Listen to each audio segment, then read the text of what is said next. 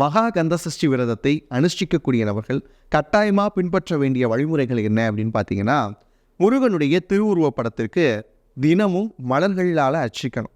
இந்த மலர்களை தினமுமே மாற்றணும்.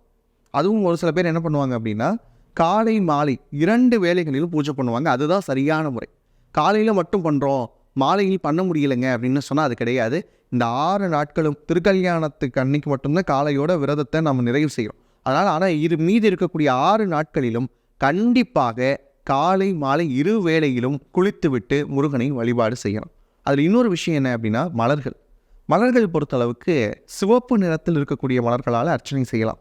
மகா கந்தசஷ்டி விரதத்தை பொறுத்தளவுக்கு கந்தசஷ்டி விரதம் இருக்கக்கூடிய நபர்கள் பெண்களாக இருந்தீங்கன்னா பட்டாடையே உடுத்துங்க 6 நாளும். மிகப்பெரிய சிறப்பாக அமையும். இதனுடைய இன்னொரு சிறப்பு என்ன அப்படின்னு பார்த்தீங்கன்னா, இந்த ஆடை விஷயம் பேசியாச்சு. இந்த ஆடையினுடைய நிறம் என்னவா இருக்கணும் அப்படின்னு பார்த்தீங்கன்னா, பச்சையாக இருந்தால் இன்னும் சிறப்பு. 6 நாளுமே பச்சை நிறத்தில், எப்படியும் பச்சை நிறத்தில் வேட்டியாவது இருக்கும். பெண்களுக்கு ஏதாவது ஒரு சிலையாவது இருக்கும். அதை மாற்றி மற்ற சிலைகள் இருந்தது அப்படின்னா, எப்படி நிறத்தில் ஒரு பச்சைக்கும் ஒரு சேலை வச்சுருப்பீங்க. தினமும் பச்சை நிறத்தில் ஆடை அணியலாம். அப்படி இல்லை அப்படின்னு சொல்கிறவங்க மஞ்சள் நிறத்தில் ஆடை அணியலாம். இதுதான் வழிபாட்டு முறையில் பின்பற்ற வேண்டிய விதிமுறைகளாக நம்ம பார்க்குறோம்.